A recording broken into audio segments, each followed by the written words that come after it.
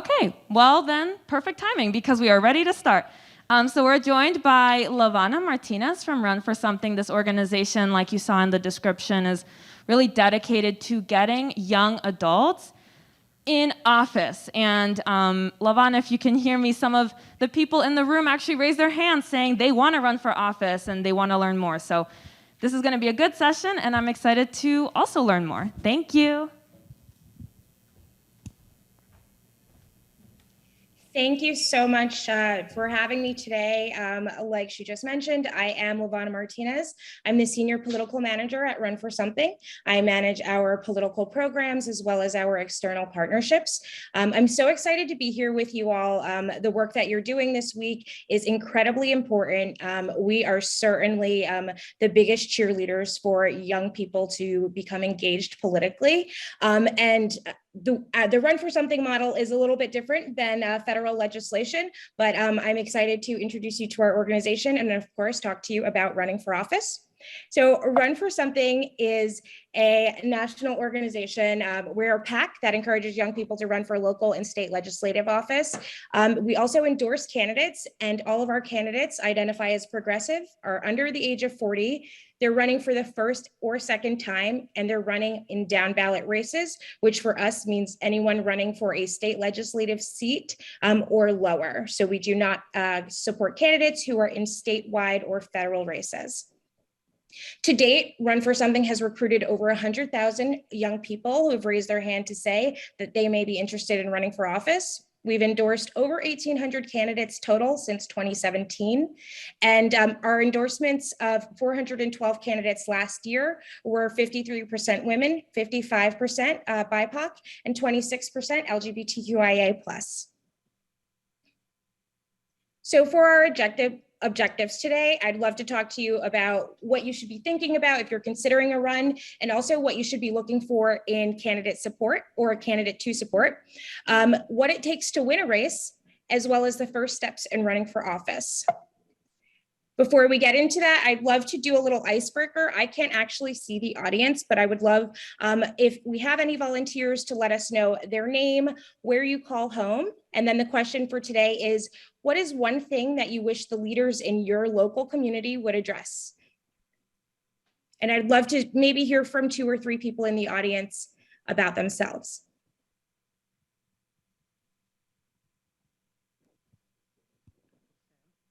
Okay. My name is Addison Miller. I'm from Vermillion, South Dakota. And I mean, I think one thing I wish that the leaders in my community would address is pretty much, anything, period, in any capacity. South Dakota is pretty legislatively anti-LGBT and anti-trans, which is just not cool. So yeah, that's just kind of where I'm at. Amazing. So nice to meet you.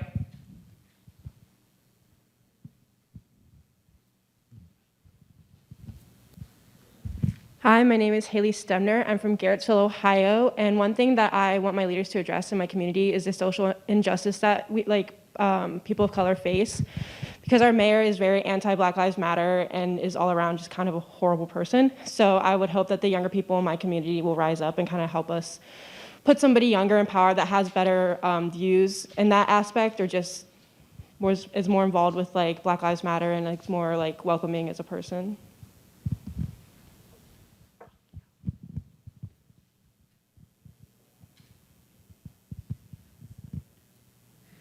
Hi, my name is Emily. I'm from Syracuse, New York.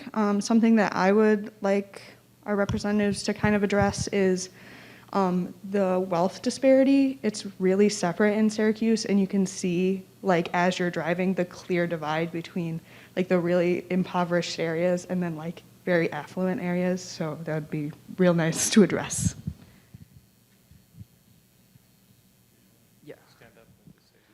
Hi, my name is Sean Huang. I am from Albuquerque, New Mexico. Recently, New Mexico did a wonderful thing, offering free in-state tuition for its residents for free 2- and 4-year college. I hope that the next thing they will address is healthcare. I heard that California right now is leading that progressive charge and trying to have its own state form of healthcare, and so I really hope New Mexico hops on that bandwave as well.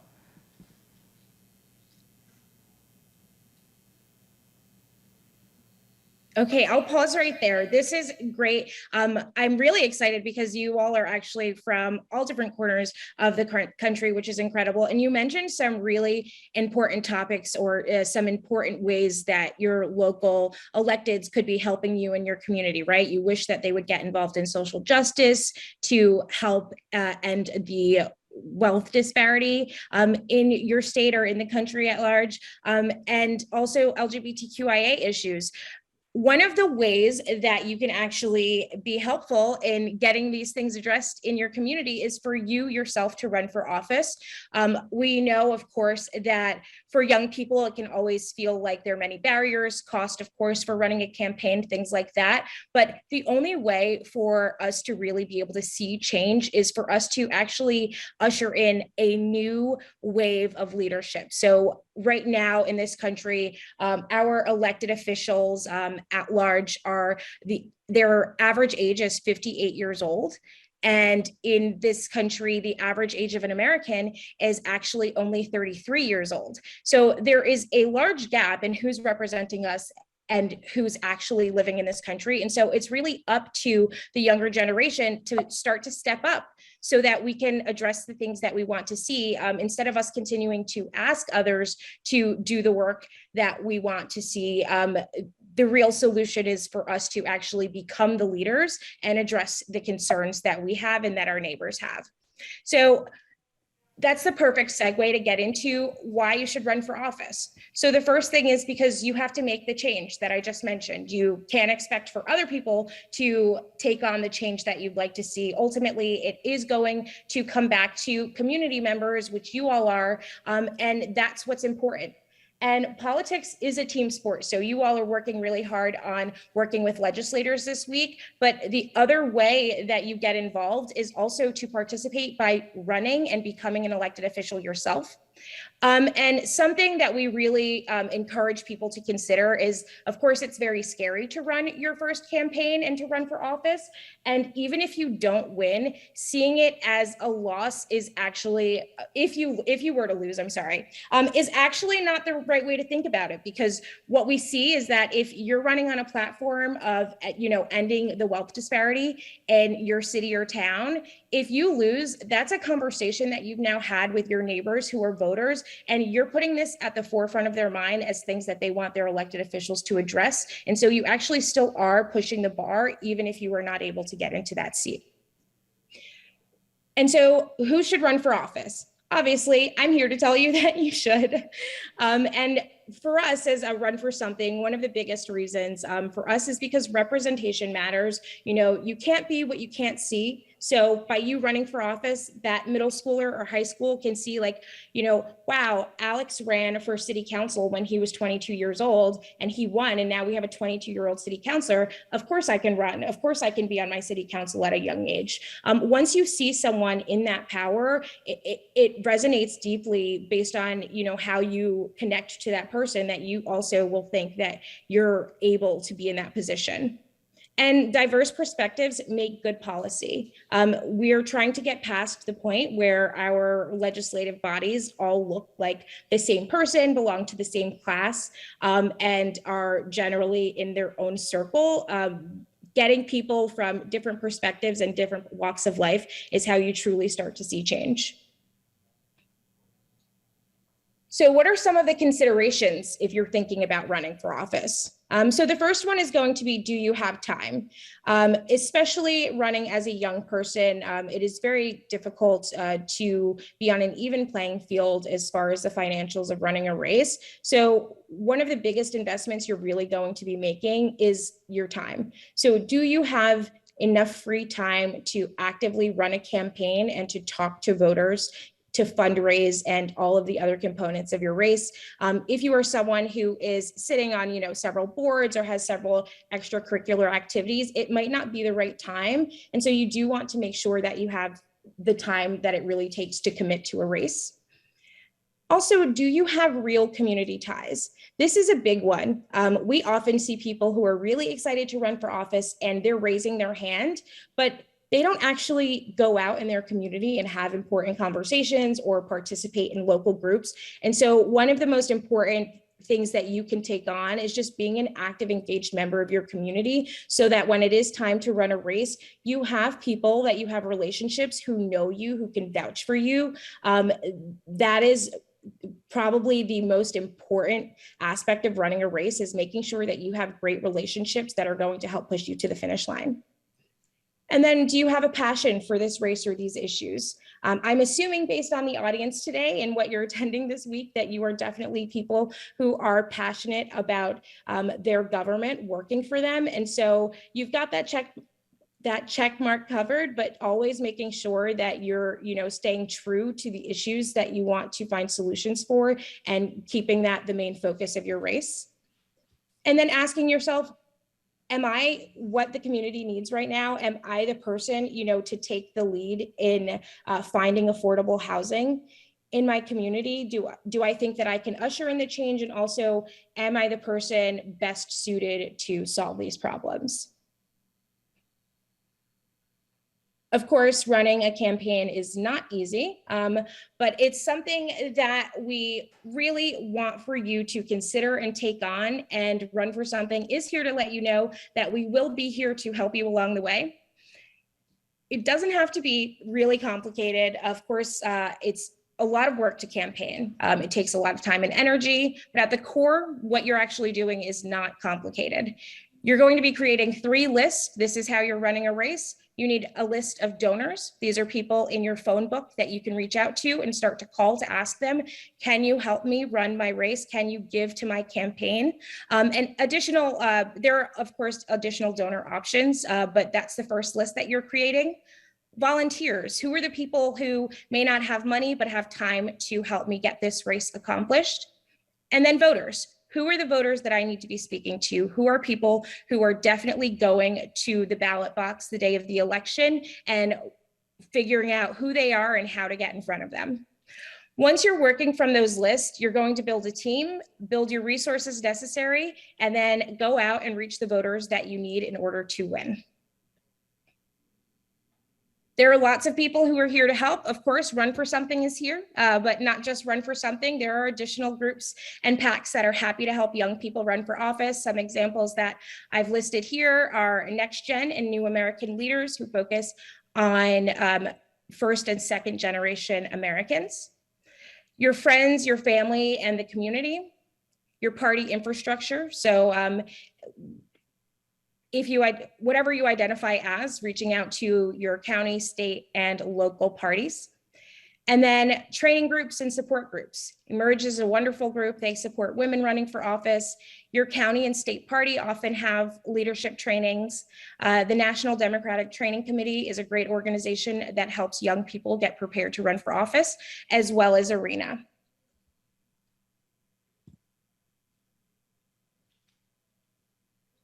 So after you've made your list, what are the next steps? You're going to create a plan, make sure that you have the passion that it takes for your race, as well as the purpose to continue to push on, and then being a part of the community.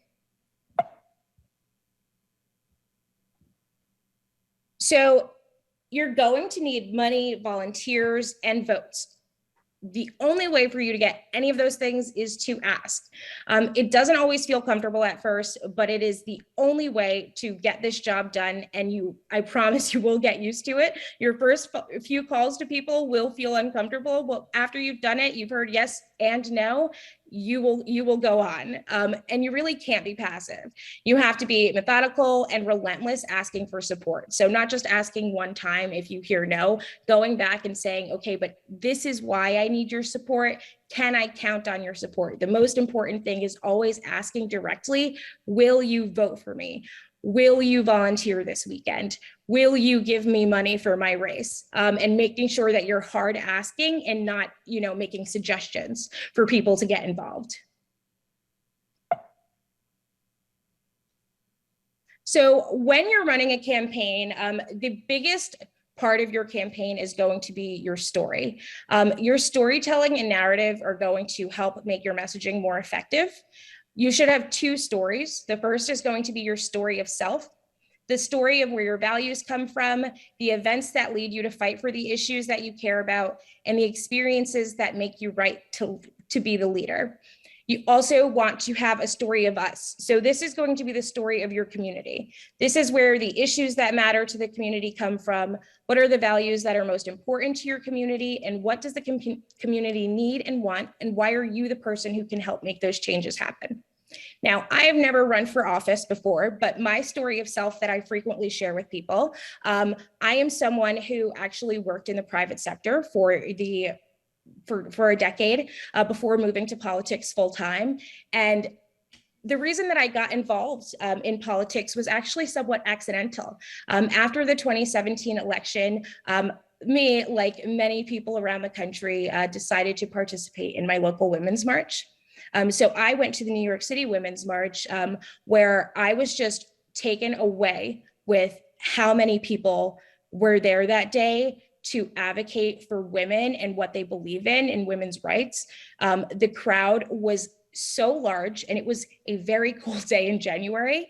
People stood out there for hours and hours to march and have their voices heard. I was with my partner at the time, and as we were finishing our march through the guided area where the group was collected, I noticed that there were women along the sidelines who were cheering us on. They were clapping and cheering and giving high fives and hugs for those who wanted them. And I was so surprised by their presence. I guess I didn't really think that anyone was excited about the fact that I was attending, this protest, or anyone in the audience. And I was really inspired by it and touched because it made me feel important, and it made me feel like my voice mattered. So when I left the march that day, I went onto the website and I signed up to become a volunteer, because I was like, those people made me feel good, and I want to pass that on. So I signed up online, and perhaps 6 months later, I received an email asking me to help out with the stage team of the Women's March for the next year. And it was because I had previous events experience. And so, of course, I was excited to say, like, yes, I'll do whatever you need. And so then more emails started to come in, like, hey, can you come to this meeting? We have a few people that we want to be our superstar volunteers at the stage, and you seem like you make the cut, so can you show up? When I showed up to that meeting, it turned out that the stage director had dropped out. So now they needed extra support and people to take charge. And so it sort of one by one, they would ask, hey, can someone, make a digital design map? I'd raise my hand. Can someone call the police and, help us get our permits? I'd raise my hand. And by the time we were setting our march off for January of 2018, I was the co-director of the march. And it was all an accident. It was just because I cared about it and it was important to me. And I just kept showing up and raising my hand. As we were heading into the 2020 elections, I just knew that I really wanted to see change. And I didn't think that my participation in protest was going to get me to where I wanted to be as far as the presidential election. So I submitted my resume online to a new candidate, a young person who was running for higher office for the first time. He was a local mayor in South Bend, Indiana, which I am not from. But I got a phone call like, hey, would you like to join our race? I said yes, and dropped my career on Wall Street, flew to Des Moines, Iowa, and lived there for a year to help elect the youngest presidential candidate in the Democratic Party to date. Of course, my candidate did not win, but Secretary Pete Buttigieg, I'm very proud of the work that he's done. But leaving his campaign, I was still so inspired to help get leadership in office that represents me. And so that actually is what drove me to run for something, because run for something helps young people run for office. And I know that the only way to ultimately perhaps get a 40-year-old person to become the president of this country is to help a 20-year-old person become a city councilor or a mayor. And so that is why the work that we do is so important to me, and why I am so excited to continue helping young people run for office. So that is just maybe not short enough, but a short example of how I tell people my story of why I do the work that I do. I want people to know, I'm not just, doing this for fame or any sort of notoriety. I'm doing this because I care. And when I care about things, I show up to them. And so in my story of self, I try to demonstrate what type of worker I am and how my mind works, and also why I've been excited to get into the work that I do and why it's so important to me. And so that is the type of story that you want to be giving to your donors, your voters, and your volunteers. You want people to know this is why I'm passionate about it and this is who I am. And then you tie that into your story of community. This is how I'm connected to young people. Obviously, I am a young person, right? But this is the type of work that I've been doing, and I'm excited to continue it. So, I am excited to help LGBTQIA folks in my community because I am one and I know the struggles that you can have. And so just really getting people to understand who you are and how you connect to them. And so next up, how do you get started? The first thing that you're going to do is pick a race. And we recommend that you pick a race by deciding what would you like to change. So I heard someone mention earlier that they were hoping that their state would adopt some policy on healthcare leadership in the way that California has. So who are the people that make those decisions? For you, that's going to be your state legislative candidates. Who's in office in my district at the state legislative level? Is it someone that is in my same party? Is it someone that advocates for the things that I'd like?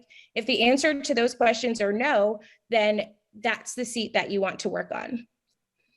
And you're going to do your homework. So of course, figuring out who's in those seats, how they've ran their races, what their relationships are in the community are, what your community is excited to talk about and what they'd like to see changed. Those are all things that are going to be important for you as you're building out your race, is making sure that you know what you're getting into. Starting with those 3 lists that you made earlier, you're going to continue to build your network. So you're going to keep meeting people in your community, meeting people who might be able to help donate to your campaign, and getting information from them that will help you run a tight race. And from those people, you'll be building your team, you'll start fundraising, and the next step to that is going to be building a web presence to help push your campaign along.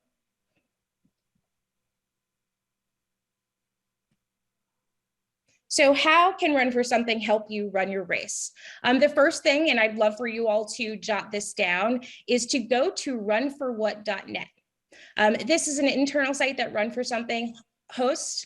When you go on this site, you're able to be one of those people, one of the 100,000 people who have done it already. You get to raise your hand with us and say, hey, I'm interested in running for office. Now, that is not a commitment to run. It is a commitment to learn more about running for office.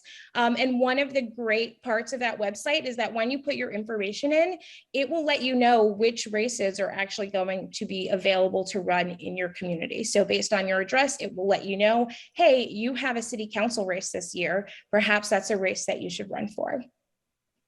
We also have candidate intro conference calls as well as one-on-one calls with our volunteer team.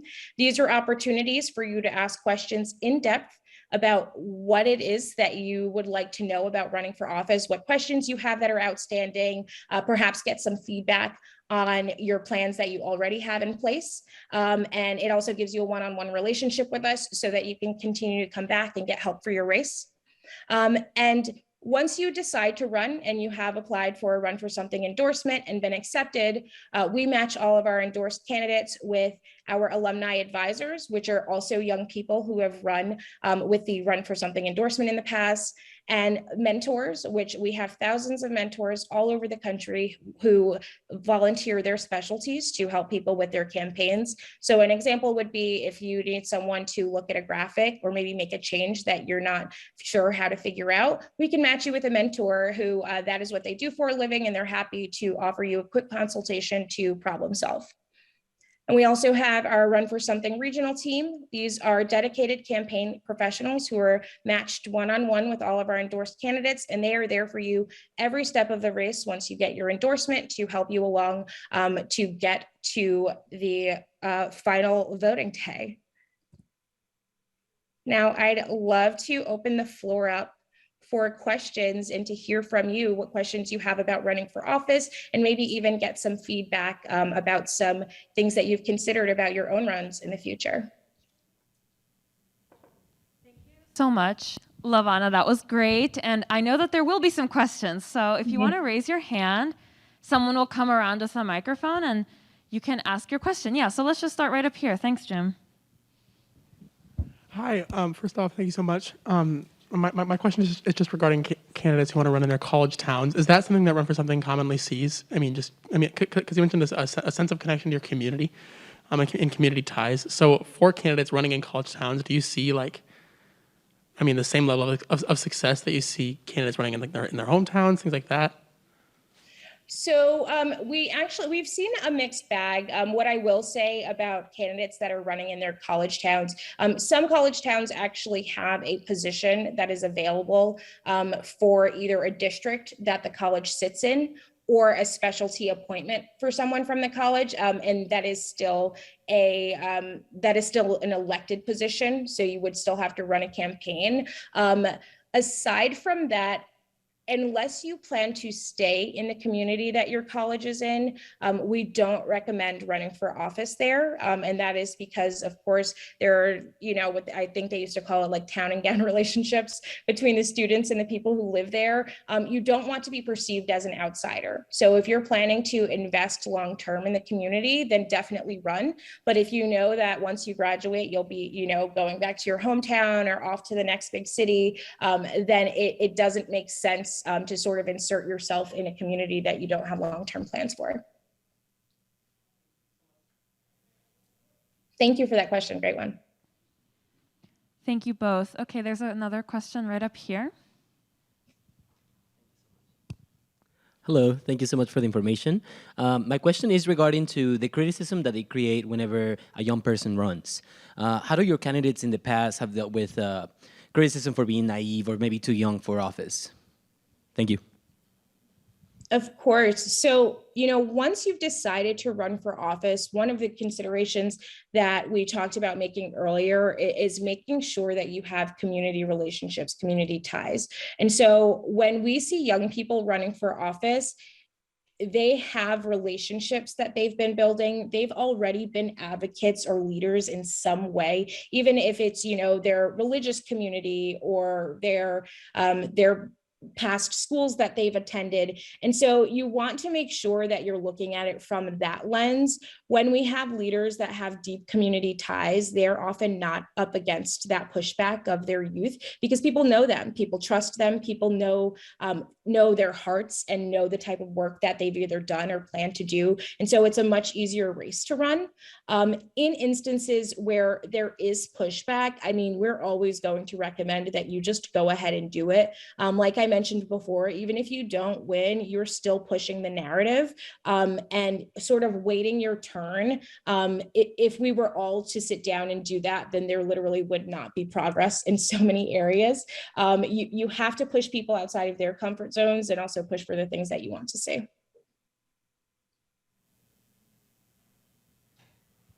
Thank you.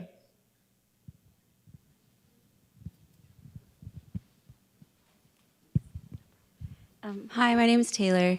I just have a question about the typical experience that is either required or recommended.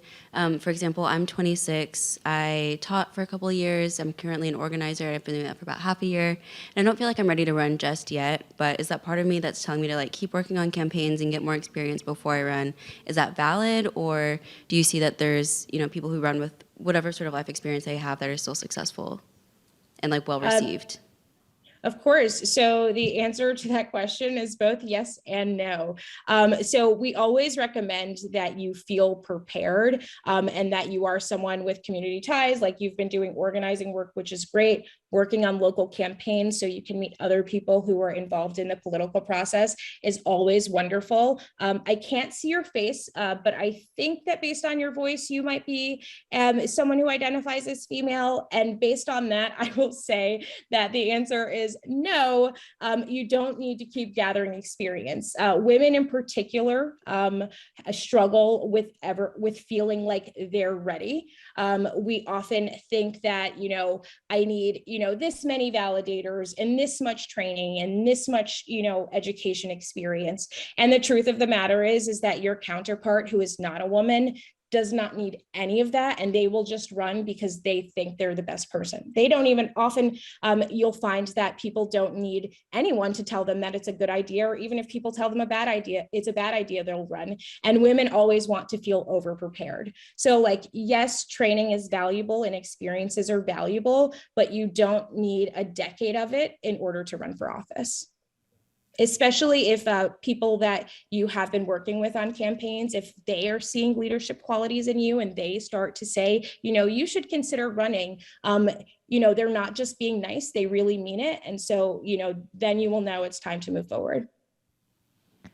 I appreciate that. This is Larissa again, Lavanna. Since you can't see us, I just want to tell you while you were describing the fact that women usually feel they need to be over-prepared, there was some laughter and head nods. I think there's a lot of agreement in the room that what you said really resonated with some people in here, including me. I definitely feel that way sometimes. So are there any other questions in the ballroom? Well, one second. I'll come back to you since you've already asked the question. Anyone else over here? Don't want to miss y'all. Okay. Question over here? Yes. Okay. There's a question all the way over there in the corner. Thanks, Rafi.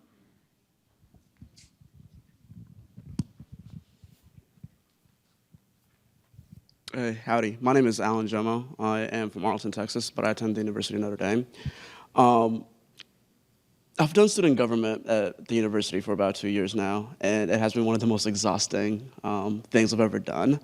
And so I know it doesn't directly translate into local politics or politics in general, but how do you keep young candidates from burning out from the work, and how do you keep them healthy so that they can do sustainable work?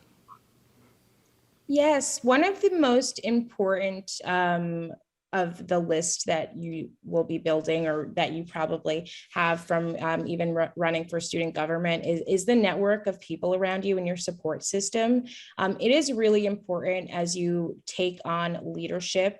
It's important to take inventory of the people who are in your life and make sure that you have good people who genuinely care about your well-being, and make sure that you have regular check-ins with both your community and yourself to see, how am I doing? How are they doing? How are we doing? It is very easy to burn out.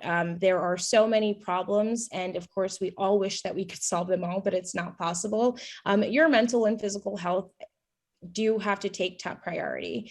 Even if you are saving the world, you can't save the world if you are not healthy, if you are not functioning. So it's important to, continue to check in and see how you're doing. And if you do feel yourself coming, into a season of hardship or, strain where you feel like you're too depleted and you can't do it, it's okay to step back sometimes. It's just important that you communicate to the people that need to know how you need to step back, how they can help you, and then to really make sure that once you set those guidelines and you have your help lined up, that you really pull back and take that time so that you can get refreshed and come back to the table, fully spirited and ready to do work again.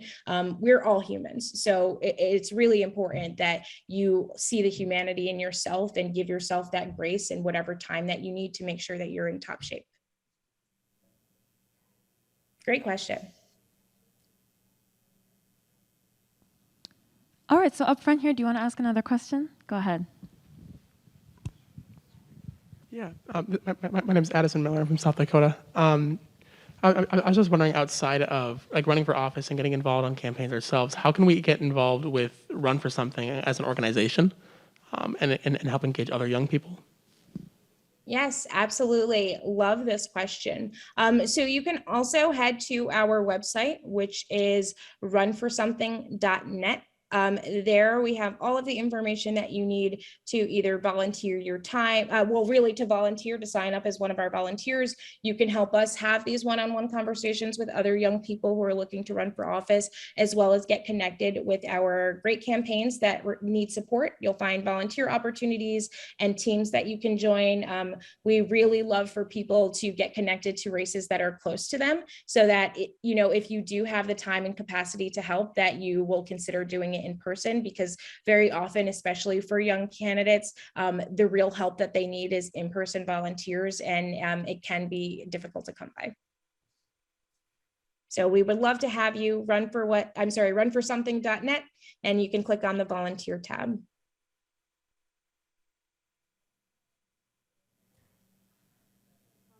Thank you. And So also, actually, oh no, go ahead. all right, Lisa, just to sort of double close on Addison's question.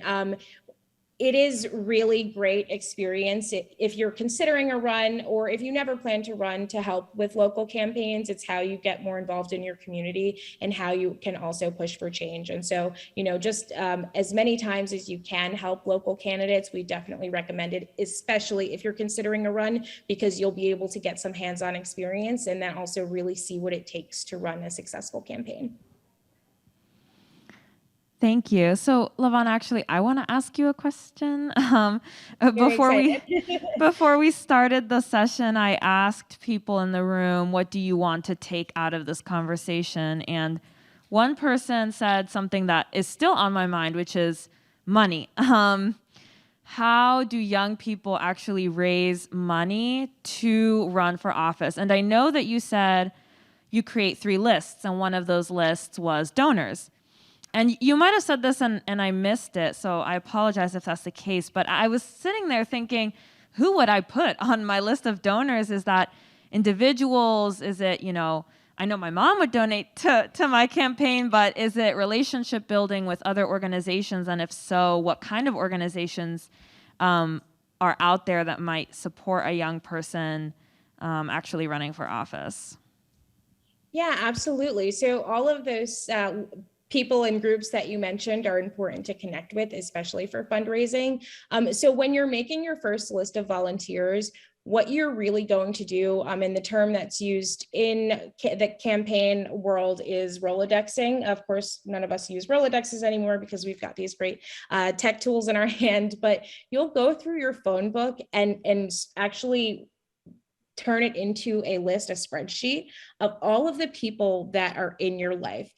You might have old roommates in there, your old roommates' parents, your aunts, your uncles, your old coach from high school, anyone that you have built a relationship with at any point is fair game for fundraising. Because what you're going to do is you're going to put together your story of self, which includes why you want to run this race and why you're running. You're going to reach out to all the people that you know. It doesn't have to be very formal, like you don't want to make your friends uncomfortable, right? But you want to say, hey, I'm running for city council because, every time it snows, they don't clean half the city, and someone should change that. And so I'm running because no one has yet.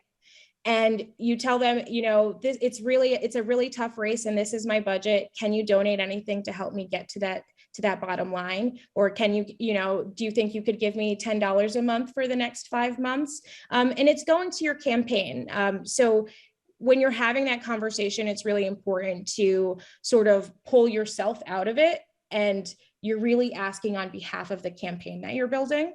So you're not asking them for $10 so that you can get lunch today. I'm asking you so that I can build a campaign so that I can get my city cleared and safe when it snows, So once you make that list, it should include people that you've met during your community building time. So people that you may have volunteered with on past campaigns, people who are also members of an organization, they're also a member of Urban League. They'll support my campaign. I'll give them a call. So just really reaching out to your network as individuals.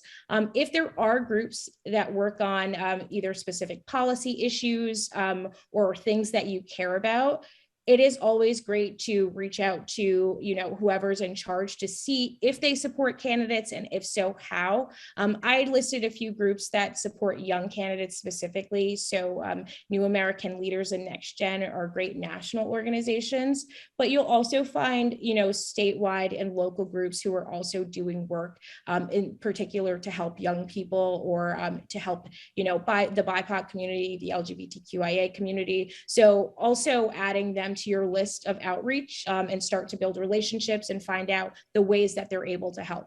A group like Run for Something, because our model is to get as many young people to run for office as possible, we're endorsing 700 candidates around the country this year.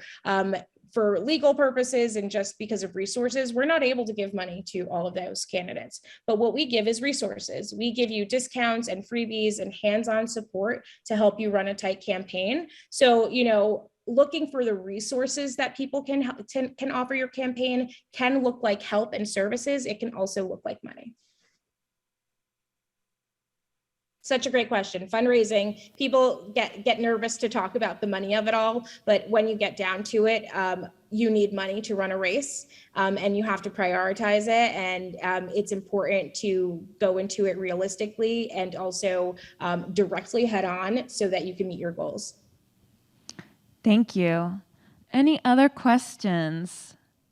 Okay, I see someone in the back, and by someone I mean Riley.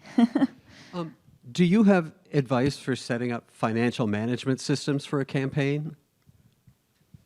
Absolutely. One of the first things that you'll need when you are filing for a race is going to be compliance. So you will need to get someone on your team who is a designated treasurer. You don't have to necessarily pay that person. Let's say you're running, a first school board, you may not have the resources for full-time staff, but someone in your life that you trust who can help you file the necessary documentation and also keep tabs on your money. And there are, I actually recommend that you reach out to NDTC, National Democratic Training Center.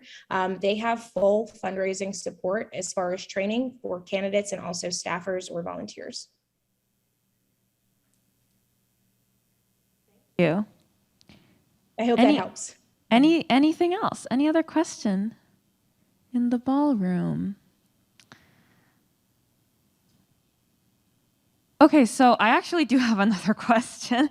Something that you just said made me think of another question that might help people in the room. So, okay, let's say I want to run for office. I know that you provide some mentorship and some guidance as Run for Something. But what would you say is like the minimum team that you need? So you just said, when you said treasurer, I thought, oh, what is, obviously in a perfect world, you'd have a large team where every single role is filled. But what would you say is the minimum? You're going to start, you need how many people and in what roles? I mean, so the honest answer, because I've seen hundreds of races run in so many different ways, is aside from your treasurer, I have seen people do it themselves. Now, of course, you need to volunteers and people like that. But as far as like the back end organization, if it is a small race, I do not recommend being a solo team if you're, trying to reach, tens of thousands of voters, because you will not have the capacity. But if it's a small race and, like for a school board seat where maybe you need to talk to hundreds of voters, that's a campaign that you can stand up on your own and organize yourself. But beyond that, you want help in these areas. So the team that you're building will help with keeping track of your funds and also fundraising for larger races like state legislative or large municipal communities. You will want someone who is actually helping to track your fundraising. So not just the money coming in, but making sure that, as a candidate, you're staying on top of your call time, that you're making enough asks a day to help you reach your ultimate fundraising goal. You'll also want someone to help you build out your field program. Your field program is your number one priority behind your fundraising. You need to talk to voters. That's your ultimate goal, is getting votes. You never want to lose sight of it. It can, there can be a flurry of activity and a lot of it could not be actually talking to voters. You need to be in front of voters, asking them, will you vote for me? Will I see you on November 3rd voting for me? And so your field team, and also if you can, either a kitchen cabinet or political team. A kitchen cabinet would be people in your community that you know and trust who are also well connected in the community. These are people that you'll call on for questions about, if it's a small race, I've reached out to the head of this church and, I've been having some trouble with a proper introduction. Do you know anyone there who can make that intro for me? How do you suggest I get in front of the local climate group. So just people whose advice you're willing to take and you trust, and who will be able to help you get in touch with the local political and leadership community. And then if you can, someone to help you with your social media.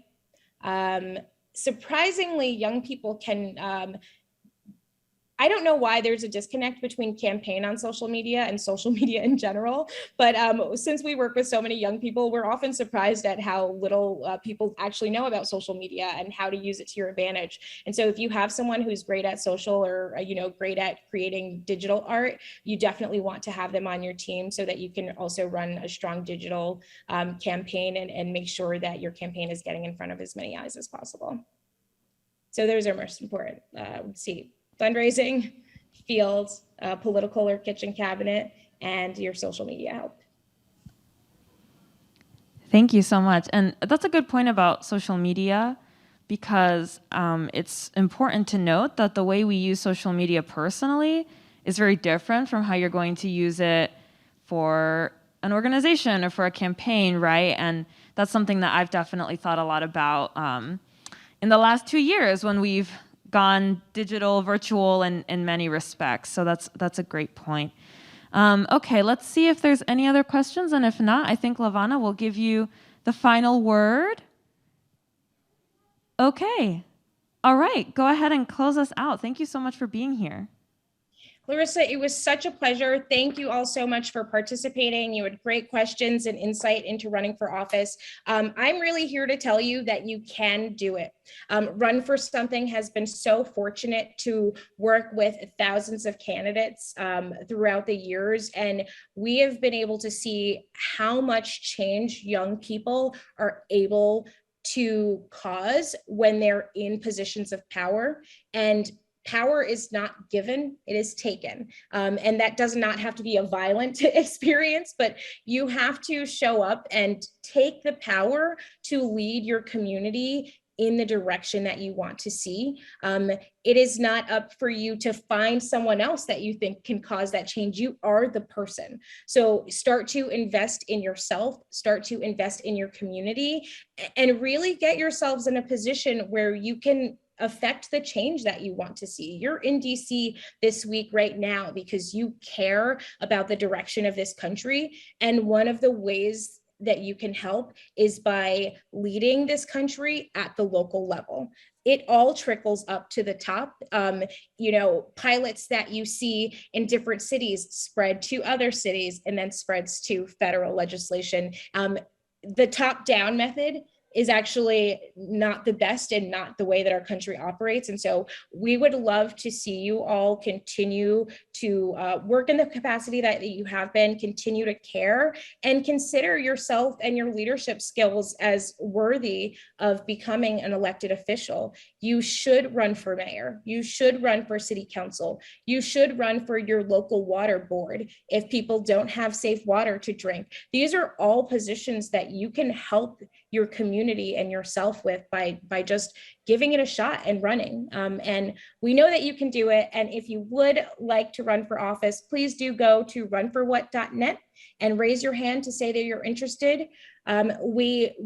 We send out an email once a week to let you know about training opportunities, volunteer opportunities that will help you become prepared. And then when you decide to run, please let us know so that we can try to support you. That's what we're here for. We want to make sure that our country is heading in a direction where the age of our average elected leader is much closer or matches the age of Americans, so that we're all living in the way that we want to, instead of letting a select few make those decisions. Thank you so much. And a round of applause, even though I'm not sure you'll hear it. I can hear it. Thank you so much. This was really such a great conversation. We would love to see you run. Make sure you let us know when you do. Hopefully you'll get some new candidates out of this group here. Thank you, Lavanna, and have a good rest of your day. My pleasure, you too. I did include my email here before you log me off. If anyone has any questions, you can feel free to email me directly. I'm Lavanna at runforsomething.net. Thank you. Thank you.